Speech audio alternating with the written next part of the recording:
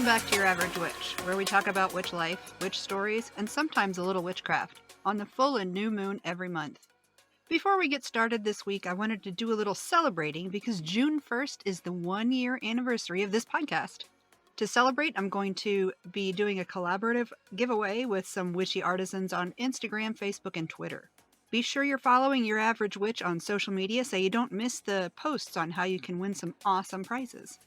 My guest this week is Danielle, the Dancer Witch. Danielle talks about movement as magic, how incorporating color can help in magical practice, and that it's perfectly okay for us to dream and want big. Now let's get to the stories. Hi, Danielle. Welcome to the show. Hi, thank you for having me. Would you please introduce yourself and let everybody know who you are and what you do and where they can find you? Yeah, I am Danielle Hutton, also known as the Dancer Witch. It's pretty self-explanatory. I'm a dancer and a witch based out of Brooklyn, New York. I specialize in contemporary fusion belly dance, where I teach, perform, choreograph, and produce. So, yeah, my pronouns are she, her, and you can find me on Instagram as the Dancer Witch. Now, what does it mean when you call yourself a witch? For me, it is about connection to my divinity. It is connection to the power that I possess and how I wish to navigate the world and participate in the world.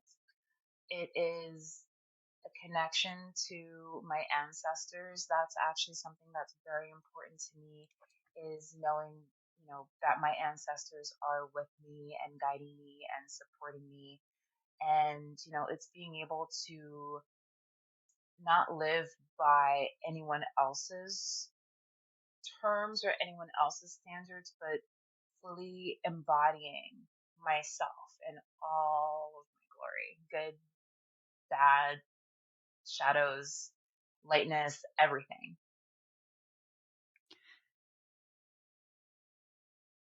Do you use dance and movement in your practice? Oh, absolutely, absolutely. The first kind of real foray into that was through ecstatic dance. I lived in the West Coast for a year back in 2011, and that's where I found ecstatic dance. And the general premise is that it's this awesome ballroom space at the time in Oakland, and there's no talking on the dance floor, and you just move in the way that you want it to. And because, I was like pretty low income, so I would volunteer. And one of the things that I would love to do was set up the altar space as a way to kind of set the ritual, set the circle for dance and seeing what comes up. And I've had quite a few very powerful moments, from connecting with people without using words to kind of feeling like there was this outer presence just kind of coming into my body, and I'm allowing my body to be used as this vessel, for lack of a better term. And so, it was something that always stuck with me for a very long time. And I couldn't quite pinpoint the moment that I decided that I wanted to incorporate choreography as a part of my spell work. But I just thought to myself, it would make sense. There is such magic in the ability to move. We're always like in this state of achieving flow state, whether it is through writing or creating art or working out or dancing. And so, like, of course, it would just make sense that dance and magic work hand in hand with each other. With each other. It's so interesting to find how different witches find their flow because mine is with metalwork and jewelry. Yeah. And I have tried with dance some, but mostly it's metalwork because It's so intricate and complicated, and it helps me get out of my brain. But I love hearing about how different we all are in that, but that we all do it. Yeah, and the thing that's really cool is that, especially when you're thinking about choreography creation, you can really start to see how all of the elements work together in order to, in essence, create this big ritual, this big spell. You have earth, which is not just your physical space, but it's also your body and the shapes that you're creating with your body. Fire is the passion, it's the drive, it's that inner will to create. Water is kind of trusting in your movement, trusting into the choices that you're making in the moment.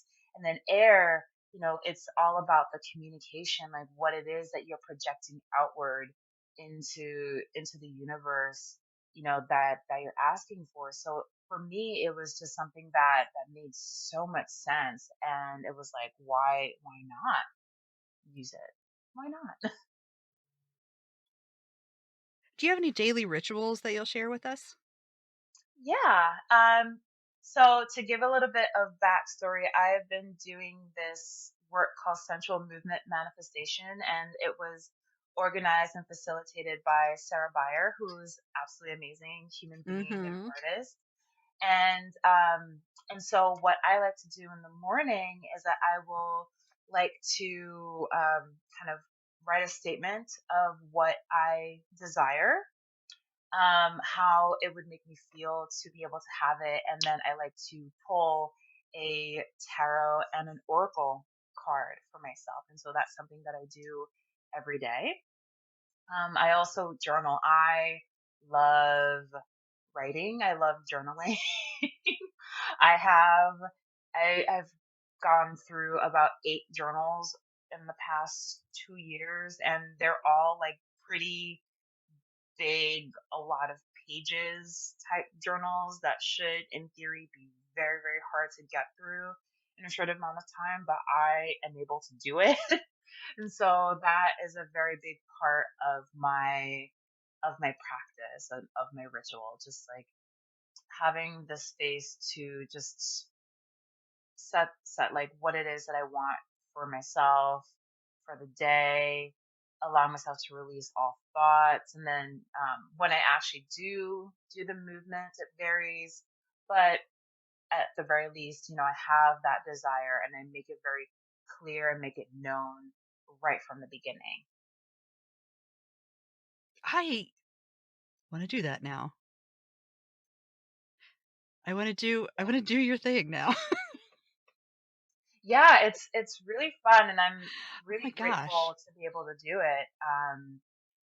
You know, Sarah started it back back in October of last year, and it was something that I personally needed because I was going through a very difficult time in my life, and it really helped me connect back into my body and connect into you know being able to want things, but then also be able to say that I want big things. I think a lot of times, especially for women, individuals who are assigned female as birth, femme presenting individuals, we're taught to downplay Mm-hmm. our desires.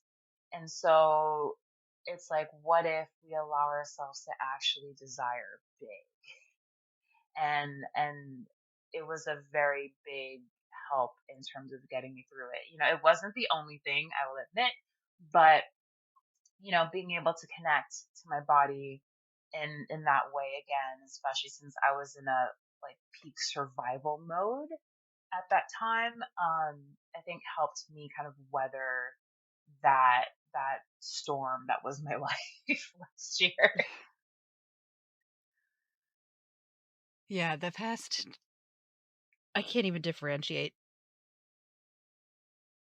like the past 2.5 years. Yeah, it was such a thing because in 2020, I got sick. I was very, very sick, non-COVID related. Um, I actually have an autoimmune disorder that uh, culminated in this really bad infection in my leg. And, I've been dancing for 20 years now. It'll be 21 years. And, at first it was like, oh, well, this is just an ache and pain from dancing and all the things. And then it just wouldn't go away, wouldn't go away.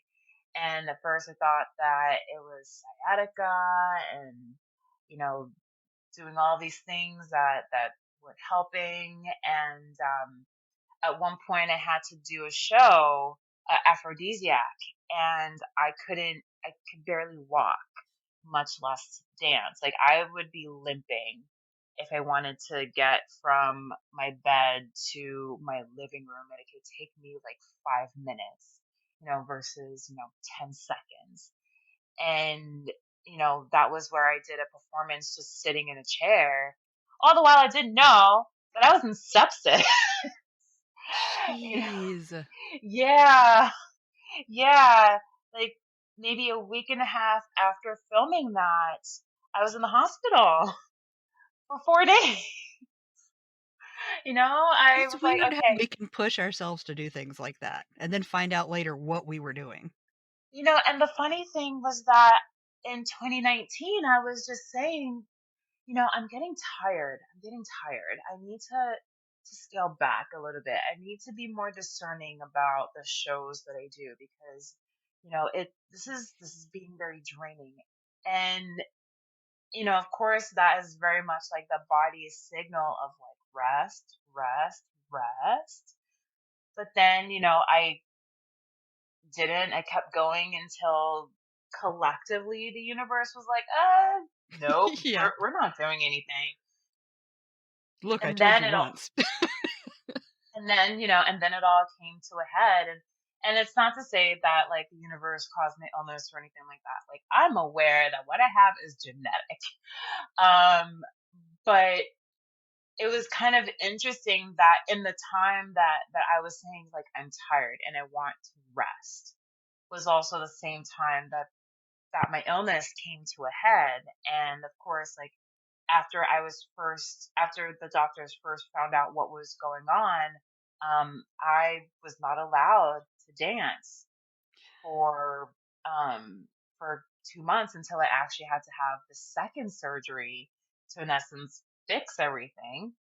And then it wasn't until about October that I started dancing again because I got sick around the end of April, early May, and then it all came to this big thing like at the end of May, early June, and then I was in the hospital for 4 days. And I mean, it was a whole ordeal. And then my doctor is like, yeah, like you've got to have surgery. We've been trying to hold off on it, but the reality is that your case is probably one of the most severe that I have in all my years being a doctor. And I'm like 37, going on 38, and I did not have a whole lot of pain or anything like that, but it was severe. So, it was definitely a challenging thing to like not be able to move all that time. I imagine. It was hard. It was very, very hard. But then, when I did that performance, just sitting in a chair, one of my friends said to me, like, that was one of the best things that you've ever done. Just having this limitation of like, I can only work with my arms and my upper body because I had no ability to use my legs or my hips because it would be super painful. Yeah, that would be really bittersweet for me to hear. Yeah. I mean, and like, I'm grateful for the rest. And, I'm grateful that we're able to figure it out before things got even worse. And now I have this ability to dance and lift and that feels really good. And I don't take it for granted because I know that I could have lost that ability altogether. Now, you said genetics, which makes me think of family, and then family makes me think of your statement earlier on ancestors. Do you have very much of a family history with witchcraft? Interestingly enough, no. Or at the very least, I am the only one that's very open about it. My grandmother was Christian. My aunt's Christian. My mom's not really a practitioner. I grew up in the church, an Episcopalian church, and so that's kind of what it was for me. And then, interestingly enough, like many millennial girls, I saw the craft when I was Yeah. 10 or 11. And it resonated with me a great deal. Like just having that ability to take the power into your own hands, and in a lot of ways, like that resonated a lot. And then when I was in junior high, I remember going on this school trip, and one of the girls that I was rooming with had a book on witchcraft, and she was kind of like, "Oh, we should create a coven. We should make a coven." And I was like, "Yes." Unfortunately, nothing ever really like came from that, but it was something that really stuck with me. But because my family as a whole is very, I mean, they're Christian, but they're not the like repent or go to hell type. Like they're not that kind of a Christian, fortunately. Um, like I I still was kind of finding my way, so I didn't feel comfortable or safe being open about it then, or having that desire to explore my spirituality in that respect.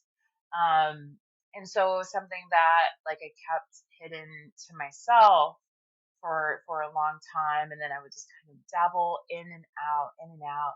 But then, interestingly enough, it my first tarot deck came from another belly dancer. Hmm. Yeah. It's so funny how the worlds intertwine. That with those two specifically. Yeah. So there was this old forum called BuzzBHUZ.com, and that was strictly for belly dancers. And this will tell you how long I've been in the game to be able to like remember that website. And I don't remember what really compelled me to do it, but she had a couple of tarot decks for sale, and I was like, you know what? I want to buy one. I'm very curious. Like I'm curious. Like I want to get one.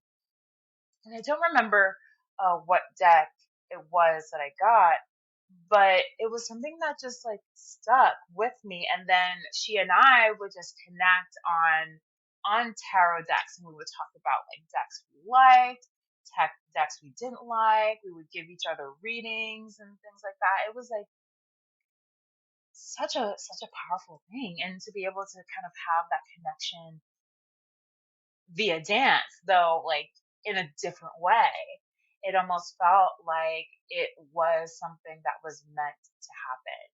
I think I was my calling as a witch came from dance. Like that was part of me, and it was only a matter of time before all of that like gets to come together and just really show itself in its brightest.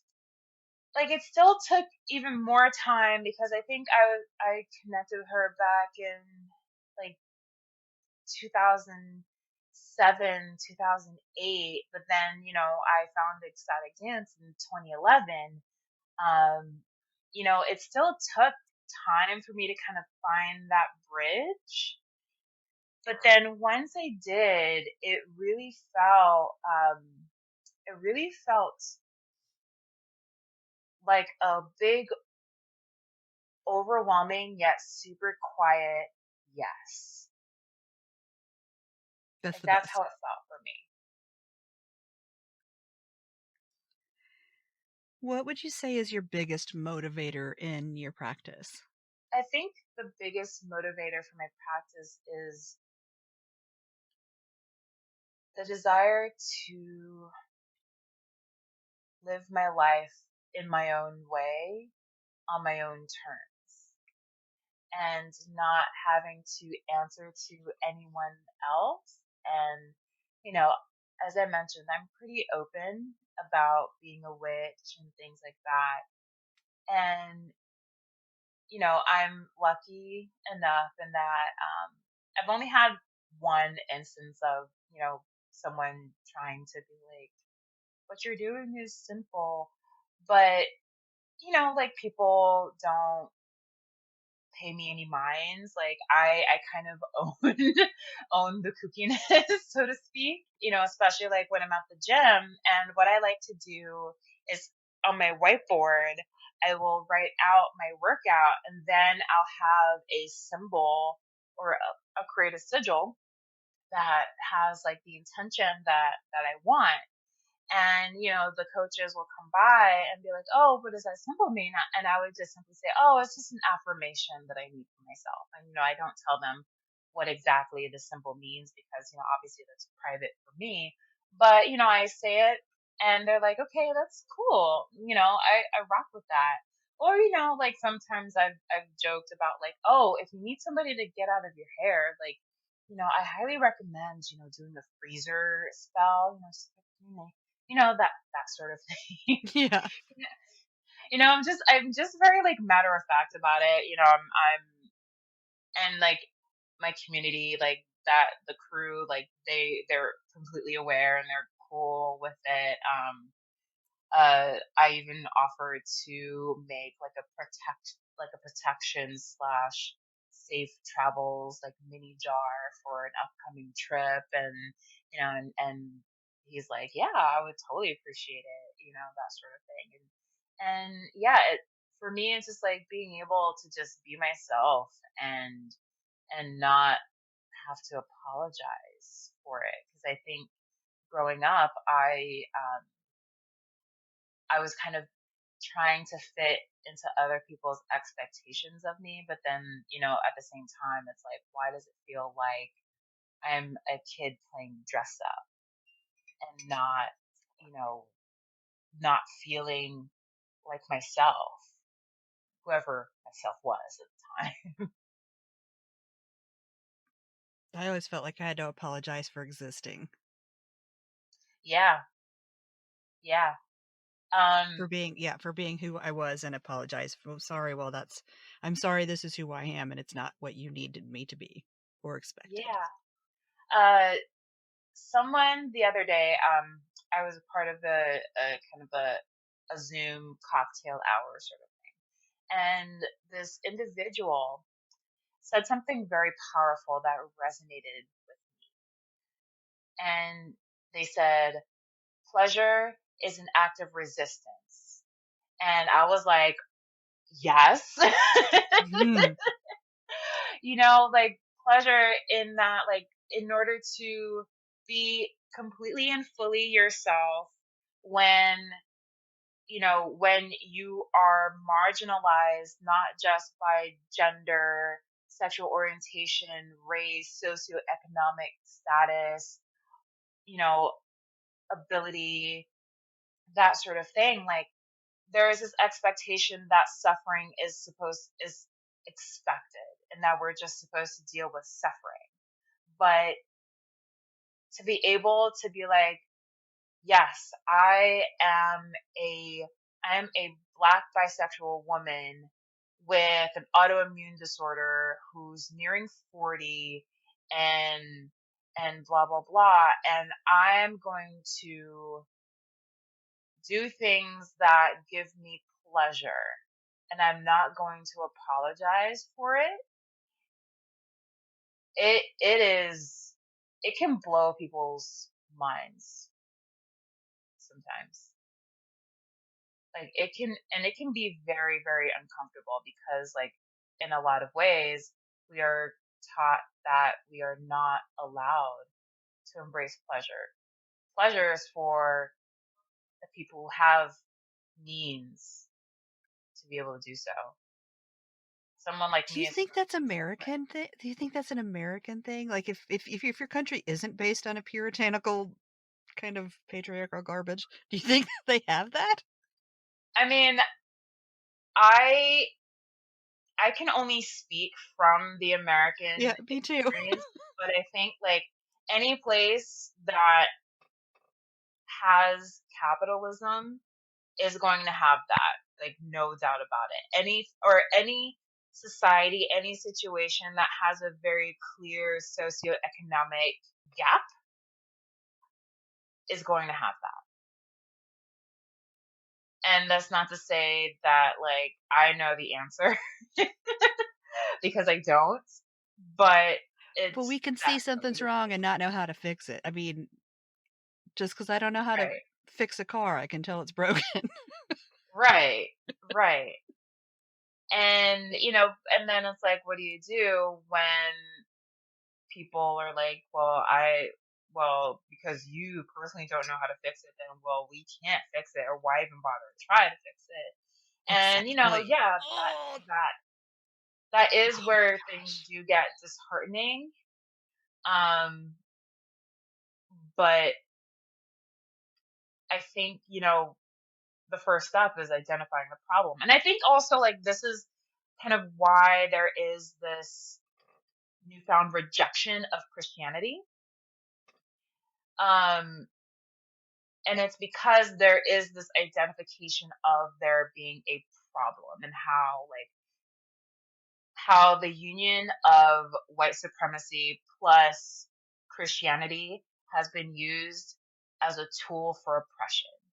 And now there are people who are like me, who grew up in the church, and I'm creating an active rejection of that. Like I'm doing this as a way to connect to the ancestors who lived in Jamaica, because that's where my family's from. Um, the ancestors who were on the boats, the ancestors who who died and had their bodies thrown overboard,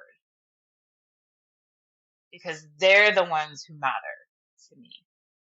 That's a whole. I know I went deep with that. That's what I like.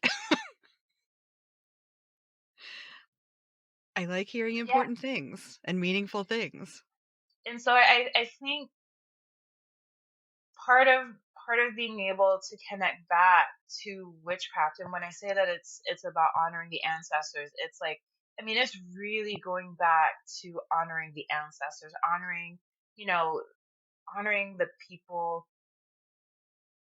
who were free to practice their spirituality in Africa. And unfortunately, I've never done like the 23andMe's or ancestry.com stuff, because I know there's something sketchy about companies holding on to DNA samples. I mean, as if like hospitals don't have my DNA samples.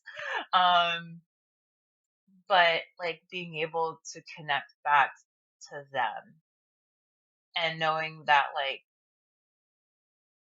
they would rather die than succumb to the whims of this oppressive system.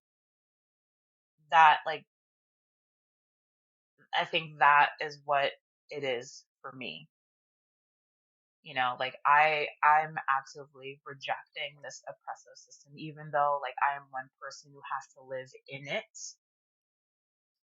But if this is one way that I can do it, I will do it wholeheartedly. It seems like intention is like what everybody's talking about lately, and like, oh well, all you just really have to do is just mean it.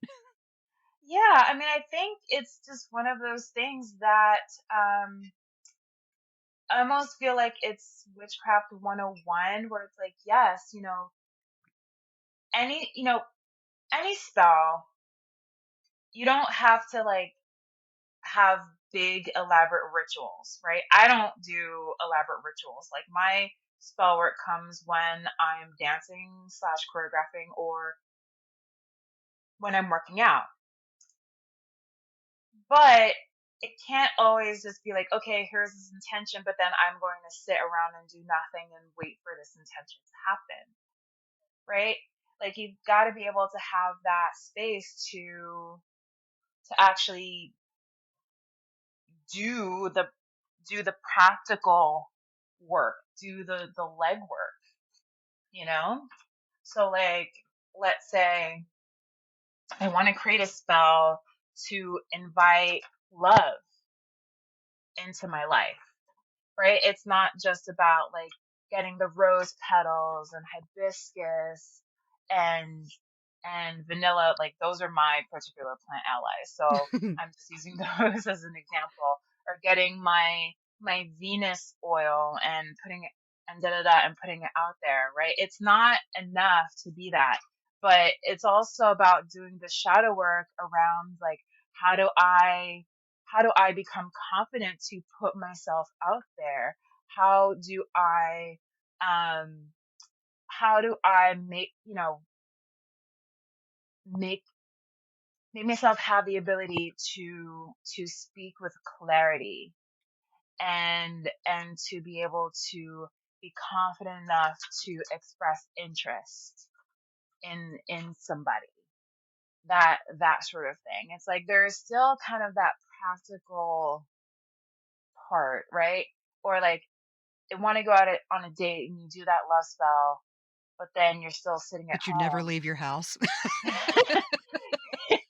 Like, like, are you like, I imagine that we all want that really great meet cute kind of situation where you meet the love of your life, like randomly down the street one day and you bump into each other and it might be love at first sight or it might be like enemies to lovers sort of thing, but you know that it doesn't quite work out that way. you know Part of that is being able to like is to put yourself out there as well. So it's like, yes, our magic is like, I would say 20%. Actually, no, I don't want to say 20% prayer. Like, I would say it's like I can't do 40% math anyway, prayer. so Like, I see it as like 40% prayer and then 60% like actual mundane action. And I think we forget that we can make our mundane practices magical too. what would you say is your biggest struggle when it comes to witchcraft? Part of it for me is that I am so impatient. I'm like, okay, I need this like now, per favor, ancestors, universe. And, my ancestors, universe, people will be like, slow down, grasshopper. Like it's going to come. Or like or I'll be like, can you give me a sign of something? And and you're kind of hoping for like some major big sign for something, and it might end up being something like really tiny, or where it's like, is that the sign? I don't know. I don't know what it's trying to say right now. That sort of thing. So I'll probably say like that's probably the biggest struggle. Is kind of like learning how to just like be present with it and just completely allow myself to release attachment to the outcome. I have found that when I do have that like full on release and just like not expect something to happen, it will. Um, That like drives me crazy. like That I happens to remember me too. Like Sorry. once I like no worries. Like once I said to a friend of mine, like, "Oh, I'm very curious about this individual. Like, I wonder what it would be like to like go out with him or something like that." And so I said it, but I didn't really like think too much about it. It wasn't like the biggest thing in my world in that situation. And then I think like 2 months later, we were just like connected a little bit, and things got like really flirtatious and really interesting. And I was just like, oh, okay, okay. I mean, like it did not work out in the long run, which is a good thing ultimately. But it was one of those like I just kind of said it and didn't really like think about it. I wasn't like, oh, notice me, notice me, notice me, notice me. I was like, yeah, okay, yeah, I'm very curious. Okay. And then just kind of like went about my business and then, yeah. What is one of the witchy things you geek out about? Okay, okay, all right. You ready? like, I love when like this people is are excited about this stuff. like this is so serious that I am standing up. I stood up. So, I've always been like a very visual person. I like color is just one of those things that resonates with me so much. I have I have a ton of fountain pens. I have a bajillion different colors. Like how many variations of blue can one person have? But I have a lot of variations of blue. But the thing that's really powerful is that each color has its own significance, right? It has its own interpretation. To kind of go into like color psychology and branding, like different colors convey different moods, which is why when we look at different brands, they have very specific colors. Like a lot of food places, you'll see Mhm. red or yellow because they're very appetite stimulating colors. Hospitals, insurance tend to be blue because it's all about like quote unquote safety. Uh, anything that tends to be like financial is green for obvious reasons. Um, that sort of thing. So there are all of these kind of like psychological influences that color plays into how like we engage with different brands and different products, that sort of thing. And so, if we want to go deeper, it's like, how can we then use color as a way to help magnify our intentions, right? And of course, there are generally accepted correspondences, like red is lust, passion, anger, rage, desire, sex. But they can also mean whatever it is that you want it to be. Like for some people, red can very much be a sexual power color for them. It is not for me. My sexual color is blue. like I feel sexiest when I wear blue, right? But then blue is a color of intuition, along with purple. It is a color of like safety, comfort, healing, um, that sort of thing. Like yellow is vibrancy, lightness, sunshine. It can also be coward, coward, cowardice, Oh that yeah. sort of thing. And but then it's like when you create like your own particular correspondences, you can then think about like how you can use color in into your work. Like let's say you want to create a money sigil. You can obviously use green because green often signifies money. Our paper, like our physical like paper of money is green, and at least in the United States, right? You could also use brown because money, currency, that's an earth. quality and brown is an earth color, right? That like that sort of thing. And so for me, like I always think about like what color do I want my costuming to be? Because that definitely matters. And then also like what color do I want my lighting to be? Because like I can allow for a color like purple, which can be like which is a color of royalty.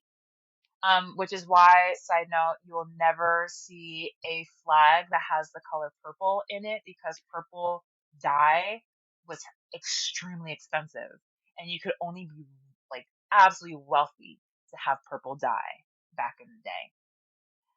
But like when you like, I can kind of see purple lighting as like an intimacy, but then it's like an intimacy to a spiritual experience. So like I have a piece that is about one particular vulnerable aspect of myself. This one, and it's something that is kind of my connection between like the physical space and the spiritual space, but it's done through like a sexual place. And yeah, the lighting is purple, and that's by design, that sort of thing. And so it's really cool to be able to incorporate color into my magical practice because it then my magical practice and also my choreographic practice because then it creates just this full on experience, full on. And I'm very thoughtful about that. Not only when it comes to choreography, but also like that union of choreography into my magical practice. I feel like I'm in a class. This is so neat.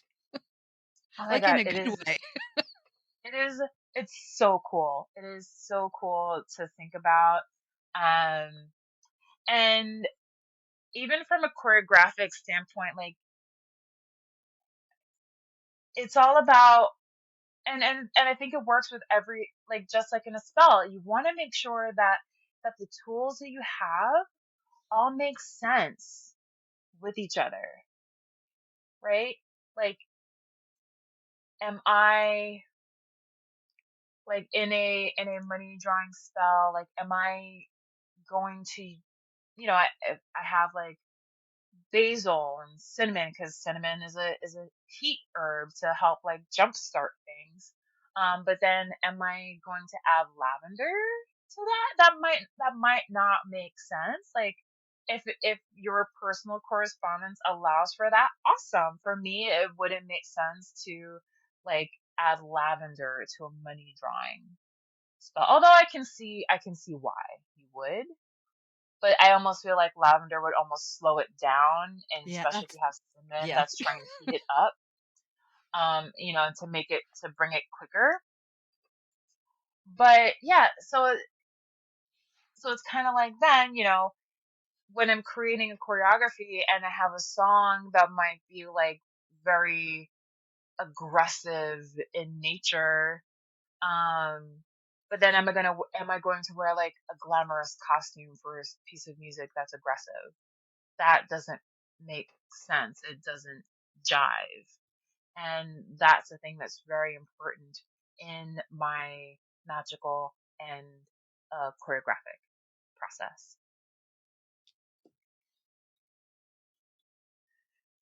I want to change track a little bit. Sure. Is there anything that you wish was discussed more in the witch community? I'm not super active necessarily in the larger witch community. I think one of the things that really kind of irks me sometimes is actually around the concept of the rule of three. And granted, I have no problems with that. I personally do not abide by it because obviously the rule of three is very specific to Wicca, and I am not a Wiccan by any stretch of the imagination. But I think I have a problem when people kind of say like, oh, don't do this thing because like whatever you put out, you'll get back. Like, what if you hurt someone? I'm like, every spell that we do is going to have a negative cost to somebody else.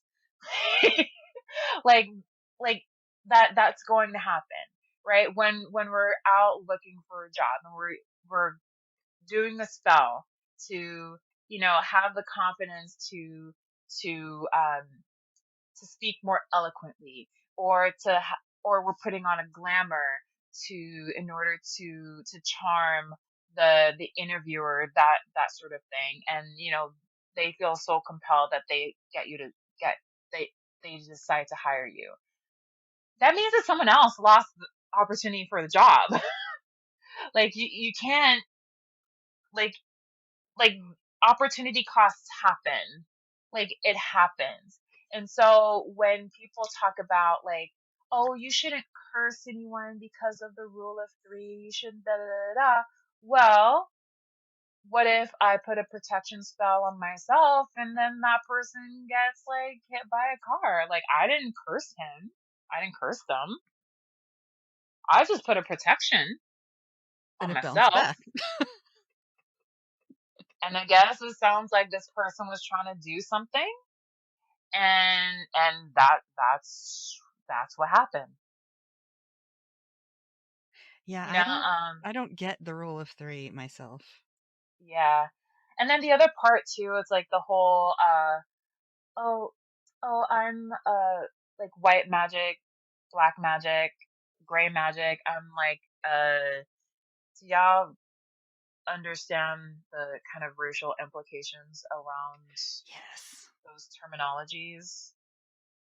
Like, in essence saying that, like, and I know that what they mean by quote unquote black magic is like not just like curse work, hexing and things like that, but also like, a lot of rituals that exist within like Santeria, voodoo, lukumi, you know, all of those like stereotypical things that exist in the view of that. Like, do y'all, like, when people are like, oh, I don't do any sort of black magic, I'm like,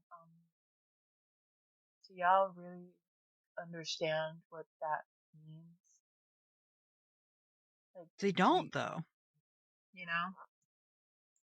And then the other part too is that there are like the conversations around appropriation, and this is something that's actually very big within the hoodoo space. And hoodoo is is a very like it's a Black American spiritual practice that was created as a way for people to still have their practices while creating it under like the image of Christianity, right? It was done so that like that enslaved folks were still able to find connection to their spiritual practices. And what happens a lot of times is that there are um you know white practitioners who are like, can I do hoodoo? And of course, like, everyone has different schools of thought around it. I am not like the end all be all, but I personally am like this, like, that is a closed practice to anybody who is not an ancestor, or sorry, anyone who's not a descendant of the transatlantic slave trade. And I'm not just talking about going into the American South. I'm also talking about going into Jamaica, going into Haiti, to the Dominican Republic, um, Cuba, like the Caribbean as well, because that happened there too. It shows up differently, obviously, than in the American South. But, and so, like, for example, in Jamaica, it's called obia, which is a highly, highly, highly secretive practice. Like, it is super closed, I've never right? even heard of it, so Yeah, yeah. Obia is one that's like very specific to Jamaica, and I unfortunately don't know as much about it as I would like to, and it's kind of sad because my lineage is from Jamaica. obviously, but as I said, it is a very secretive, it is a very closed practice. And I think it's kind of like there are certain things that just don't belong to you, that you should not have access to because it was created in response to an oppressive system, right? And so am I gatekeeping? Sure, maybe. But yeah, I think just like you have your folk magic. Like you have it. I think there's a Honor difference that. between gatekeeping and protecting. Like, everything isn't for everybody. I don't think that's Yeah. gatekeeping, in my opinion. Yeah. Like, can I say that like I practice with the Orisha? I don't because I'm not initiated. I don't think that it's not that I don't think that I'm worthy of being initiated. It's just like I haven't like they haven't come to me to say that I need to be initiated. But I also know that a lot of those Orisha are also Orisha from my lineage as well. They're part of my ancestry, so they are a part of me. But I also kind of respect like they have not called on me yet. So, I want to respect that, you know, for them. And this is so far outside my realm of understanding or familiarity that I only have the vaguest sense of what you're talking about, which is why I tend to just shut up when it comes up because I don't know. So it's not right. I don't, I don't I know. mean, So I let it's people know who know about it talk about it. like, and it's one of those things like, I think this is where, I don't know if you know about witch talk. Like it can get ridiculous. I mean, I Like know it exists. there was this whole thing a few years ago about hexing the moon. I'm like, what Yes. are what what Yeah, are you exactly. talking about? Like hexing a planetary body that has existed before you and will continue to exist after you. Okay, good luck with that. Yeah. Good luck with that. It's like, to me, it's like, I don't know, ants hexing us. Okay. Yeah, All right like then. okay, like hex this thing that connects to our tides. Like like Yeah. Why no, would you? One, I don't think you can. And two, why would you mess with right, something that affects us like that? right. Like I live on an island that is technically below sea level. Is it? Yeah, Huh. New York City is technically below sea level. Like if you were to go and bridge it over the bridge and stuff, you could actually see the boards that keep water out of parts of the city. Holy crap. I'm glad I didn't see Yeah, that. I've been there twice and I'm glad I did not see that either time. and then of course like we've had like a whole bunch of really bad rain last year that like created Oh some yeah, I saw a bunch of major yeah. flooding. Like people died because they're in these basement apartments, Mhm. and when water rushes in like that, it's like there's like it's absurd like how bad it was. And it's like really y'all are going to try to hex this planetary body? Like you're really going to try to do that? Hmm? How'd that work out for you? If anyone actually did it, I do wonder if there were if any there was any response from anything besides everyone else on the internet. There's a I mean, word I'm looking for. I can't remember what it is. Damn it.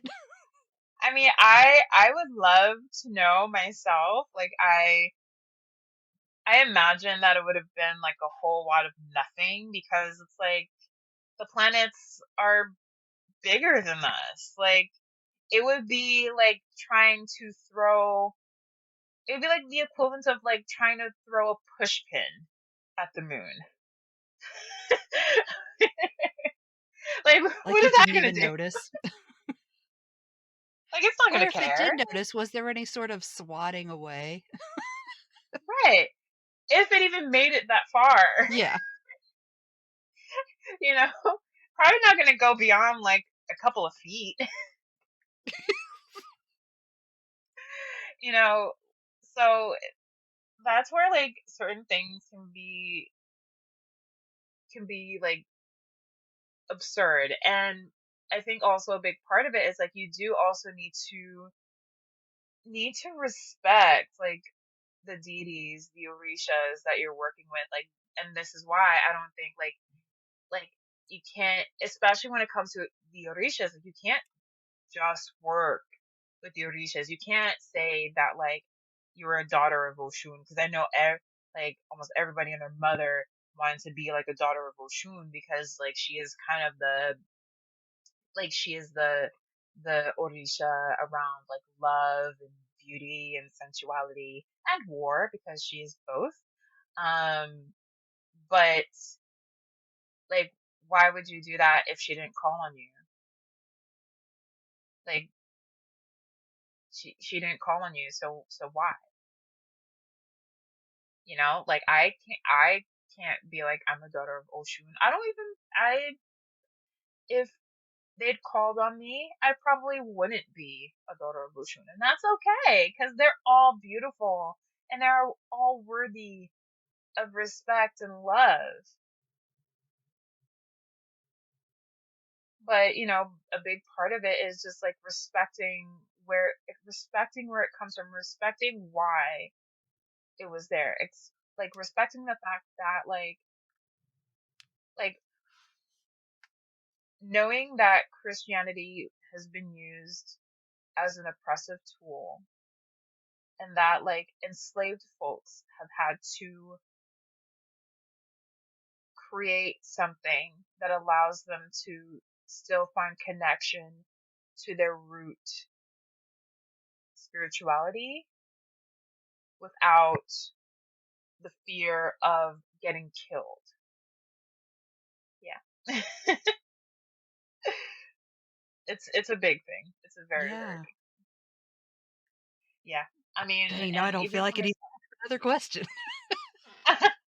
I mean, and it's like even for myself, I would love to dive deeper into Obia because that is a part of my lineage, like as a whole.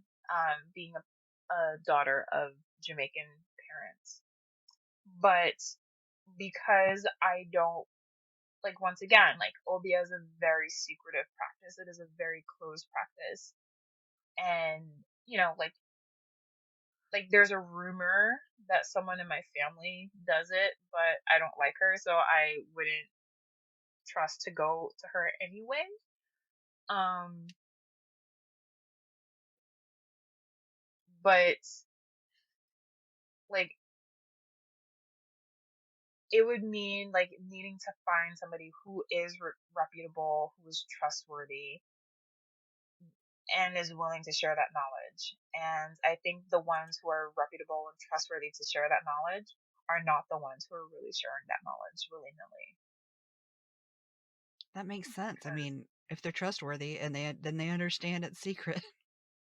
yeah, and they understand like the big implications around sharing that knowledge to just anybody and to then have it be diluted, for lack of a better term, and having all of the historical contexts be removed from it. We have like it's important that we keep that. Yeah. Like the context matters a lot. I know, I'm just saying, like this is just like my perspective, I don't know. Like there are things that I know that I don't know, and this is just like I think one small, like, just scratching the surface in a lot of ways. It really is. At least that's what I'm hoping that this is doing. It's just scratching the surface. Do you want to scratch deeper? Oh yeah, absolutely. Absolutely. Um and I think that is where letting my magic show up in the mundane work is really important for me. Um I don't always necessarily have the privacy to kind of do elaborate rituals. Like I love working with candle magic. I don't necessarily have it in me all the time to do it. But then that's where like being able to make a sigil and put it on my whiteboard when I work out comes into play. Like that's where thinking about my choreography and doing research and thinking about like the colors or the animals that I want to embody, um like the sigils, like what part of the body represent the intention that I want to create, like that's where all of that mundane, like the quote unquote mundane, applies into my magical practice. Would you say that has changed your life Oh or had yeah, an effect on your absolutely. life? And how? I think before I connected to witchcraft, I just felt like I was existing in a world that I couldn't quite fit in. Um, I see it as like observing and not participating. Um, just kind of looking at people creating relationships and not understanding how they're creating these relationships and why I wasn't creating these relationships for myself. And I felt like in a lot of ways, like I didn't know who I was. But I remember like the first moment that like that I really was like, okay, I'm gonna be very, very serious about this, that it all hit. So there's a witch by the name of Pam Grossman, and she wrote this amazing book called Making Waking the Witch, I believe it's called. She's Witch Wave, And right? yes, she's a Witch Wave podcast, and I love listening to her podcast. And she was so there's a bookstore in Bushwick called Catland Books, and she was going to do like a book signing plus like have her podcast be filmed there.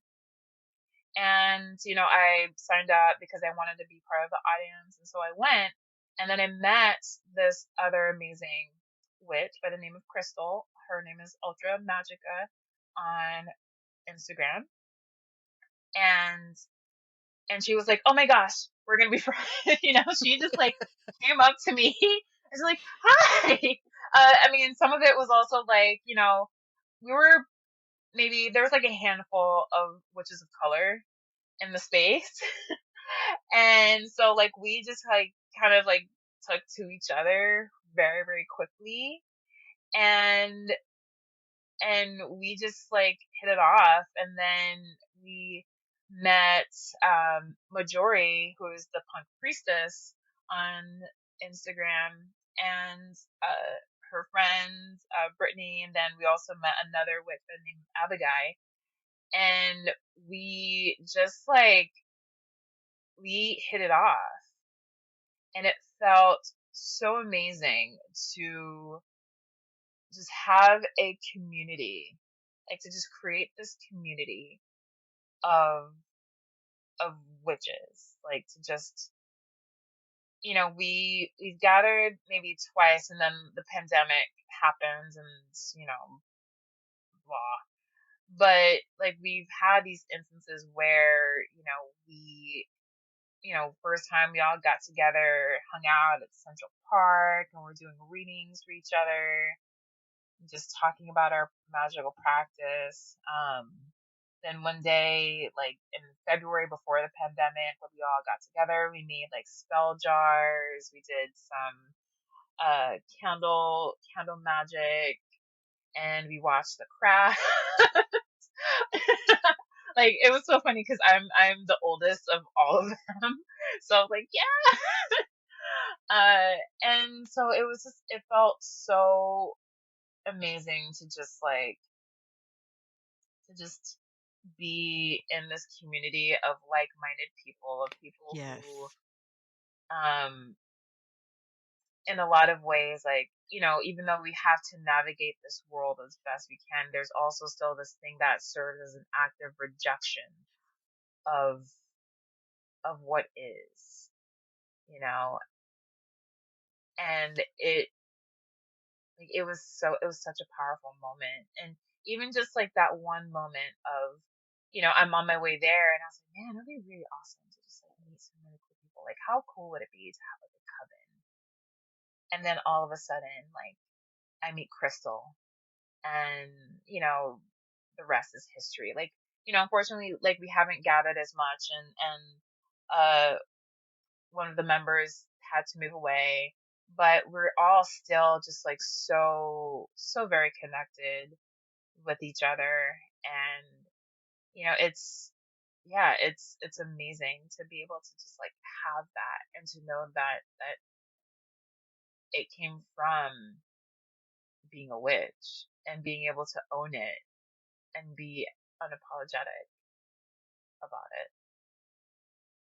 I love it so much. Yes. I don't know where I would be without it. I really don't. Who or what would you say are the three biggest influences on your practice? Hmm. This is a very this is a hard question, actually. Huh. I, I don't necessarily know that I have like influences on my practice. Actually, no, that's not true. One is definitely Pam Grossman. Um, Listening to her podcast, and listening to how so many creatives use their magic in their art. She had an interview with Tamara Santibanez, who is a tattoo artist, and she talked about how she incorporates spell work into her tattoos. I mean, of course, like with client permission and stuff like that. But yeah, like her having that space for people to talk about that was really like pivot like pivotal for me to be able to like dive in to my journey as a witch. I would say another witch. Okay, so she's actually more of a local person. She's not necessarily out there in the public sphere. Her name is Toya, and she used to be a belly dancer. I don't think she belly dances as much anymore, but she is someone who is just so unapologetic. She's a root worker. I should also preface by saying, like, but she has been such an influence for me in her practice. Like, she's just so unashamed of it, and she has so much wisdom to share that I adore her, and I'm like so honored every time to like be around her. And actually, I did a reading with her a few years ago, and she likes to do this thing where she does a musical shuffle, like a music message, just based on her playlist. And the song that she pulled for me, that came for me, was Nina Simone's "Obia Woman." Hmm. And so that stuck with me. And then the third person, hmm, like that this third person's really hard. I You don't think have to have Aja. three. No, I'm gonna say it like Aja. So Aja, she doesn't perform anymore, as far as I know, but she was the belly dancer who I got my first tarot deck from, and it was because of her that I allowed myself to just like go in it and to say like, yeah, I'm gonna do this and just like explore this and just see what happens and see what comes out and what gets created. Who would you like to hear answer these sorts of questions on the show? I would love if you were to interview either Crystal or Majori. So Crystal is Ultra Magica on I already Instagram, followed her while we were talking, and but I'll Majori link. is and Majori is the Punk Priestess on Instagram, and they're such amazing human beings. And actually, I don't know if you saw, but there was this Vice uh, segment that featured actually all three of us. Because they were just talking about African spirituality and black people like connecting to like ATR, which is African traditional religion. Um, and and then also the connection to like hoodoo and witchcraft and all of that. And yeah, like, and we're featured in the segment. That's cool. Yeah. Is there anything else you wanted to bring up or ask? Yeah, absolutely. So, I teach weekly classes. So I have a drop-in called Dancer's Choice, which is geared towards dancers who want to refine their belly dance technique. That's on Tuesdays at 7:45 p.m. Eastern. Thursdays, there's always a specialty topic for the month. So for the month of May, it's all about combination creation and just how to find ease and comfort in learning how to create combinations, and then followed up with a restorative mobility flow, because it's important that we also have mobility work as a part of our dance practice.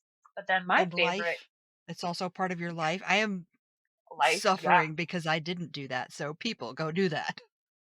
yes, it is super important. But I will say my favorite is dancing the tarot. And I started in Oh, January. This is going all the way through to December. So we are going through each card of the major arcana. So it's every other Wednesday. I know right now we're in May. So we will have the Hermit coming up this coming Wednesday, and then the Wheel of Fortune, the Wednesday, like not the next Wednesday, but the Wednesday after. And so twice a month, we are going through two different cards of the major arcana, going all the way to the world by December. And it is a freestyle flow class where we spend about the first 15-20 minutes kind of writing about finding insights on the specific card in the major arcana, what the meanings we can associate with are, how does it relate to the fool's journey. And then we do a series of movement prompts based on that specific card. And then we just have this really amazing discussion amongst each other around like what discoveries they've made for them as an artist or from a personal standpoint. Like it started out as a choreography lab or creative lab, and then it just turned into something that felt more um, about healing and just having the space to kind of come face to face with whatever lessons they need to learn from that specific card. And it's so powerful. And I love it. So if you follow me on the Dancer Witch Instagram, you'll be able to see on my link tree that there is the Dancing the Tarot series. And that's an in-person class? It's online. So it is Oh, the because I was comfort. going to say, I know lots of people who would want to do that. Yeah, it is online. So it is at the comfort of your home. So all I ask is just having a contained space for an hour and 15 minutes so that you're not disturbed by life. It's not recorded because it is a vulnerable practice, but I do send a recap of the cards meanings. I send a recap of the prompts that we work with, as well as the music that I play, because I create playlists for each card, and it's all completely shuffle, so I never know what song comes up. But in a lot of ways, it kind of works out that whatever the prompt is, the music is in such alignment with it, and it's a wonderful, such a wonderful experience. That is so cool. Yeah. Oh, That and then makes me all of my excited. classes are online too. Yeah, all my I'm classes are excited about online. that. Yeah, and then of course there's Love Letters 3, Visions of the Unspoken. And that is going to premiere September 17th on Crowdcast. And it's going to run for a week. So you can purchase your ticket. You'll get a link to the Crowdcast if you can't make it live. You can still have time to watch it whenever, but only for a week.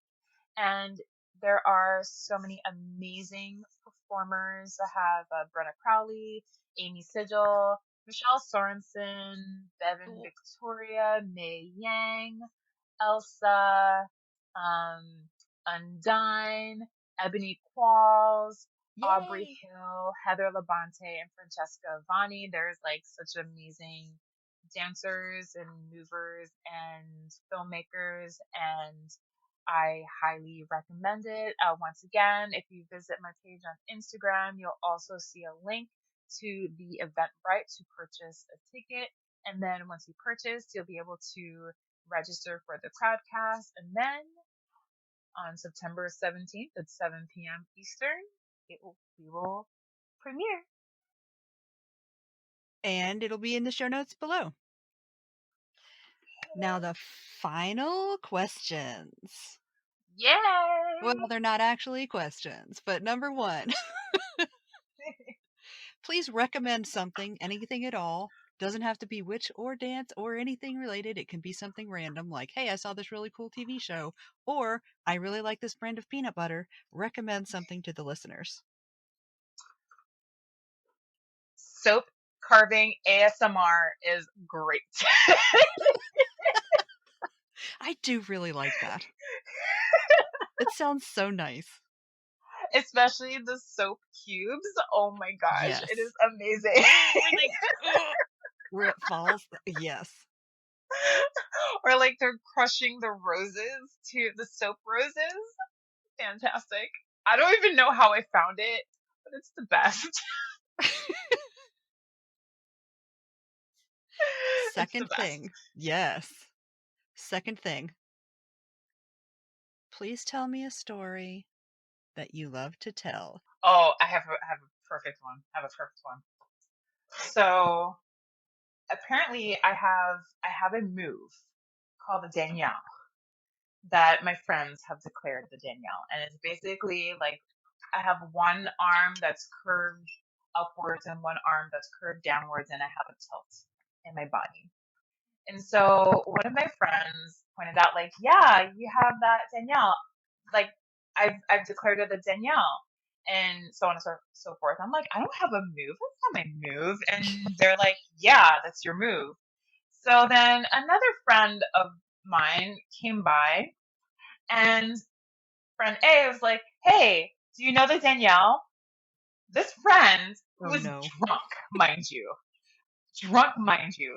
all had to do was hear the Danielle, and she went right into that move. Like, I was like, are you serious?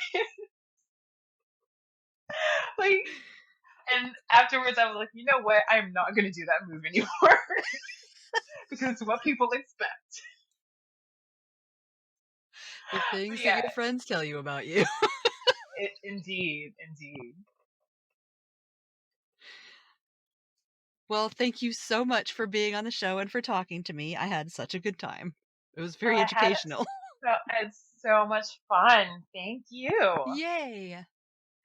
And thank you again for coming, and I will see you on Instagram. Yes, I will see you on the gram. Bye. Bye. Danielle and I actually talked for about 30 minutes more, but for the sake of brevity, I cut it short for the podcast. However, if you want to know the 5 things that make up the summoning spell to call Danielle, plus a few more interesting tidbits, head over to my Patreon at patreon.com/cleverkimscurios, where you can hear bonus content from interviews, bloopers, get recipes. You can even sign up for a box of magical items and spells from me every month. I really think you'll like the conversation we had over there, so go check it out. Patreon.com. Well, thank you so much for being on the show and for talking to me. I had such a good time. It was Oh, very educational. it's so much fun. Thank you. Yay! And thank you again for coming, and I will see you on Instagram. Yes, I will see you on the gram. Bye. Bye. Danielle and I actually talked for about 30 minutes more, but for the sake of brevity, I cut it short for the podcast. However, if you want to know the 5 things that make up the summoning spell to call Danielle, plus a few more interesting tidbits, head over to my Patreon at patreon.com/cleverkimscurios, where you can hear bonus content from interviews, bloopers, get recipes. You can even sign up for a box of magical items and spells from me every month. I really think you'll like the conversation we had over there, so go check it out. Patreon.com/cleverkimscurios. It's time for another podcast love letter. This one says, Kim is awesome. I love listening to her interviews, and her voice is so soothing. Her guests are so unique and have such interesting stories and viewpoints. She absolutely deserves this. Thank you so much. I do try really hard to get a variety of people because all my listeners are different, so all the guests should be too. Hey, thanks for listening to this episode of Your Average Witch. You can find us all around the internet on Instagram at Your Average Witch Podcast, Twitter at Average Witch Pod, Facebook at facebook.com/Your Average Witch Podcast, at YourAverageWitch.com, and at your favorite podcast service. Want to help the podcast grow? Leave a review. You can review us on Amazon and Apple Podcasts, and now you can rate us on Spotify. You just might hear your review read at the end of the next episode. To rate Your Average Witch on Spotify, click the home key, click on Your Average Witch Podcast, and then leave a rating. You can also support the show by going to patreon.com/cleverkimscurios. If you'd like to recommend someone for the podcast, like to be on it yourself, or if you'd like to advertise on the podcast, send an email to youraverageWitchPodcast@gmail.com. Thanks for listening, and I'll see you in the moon changes.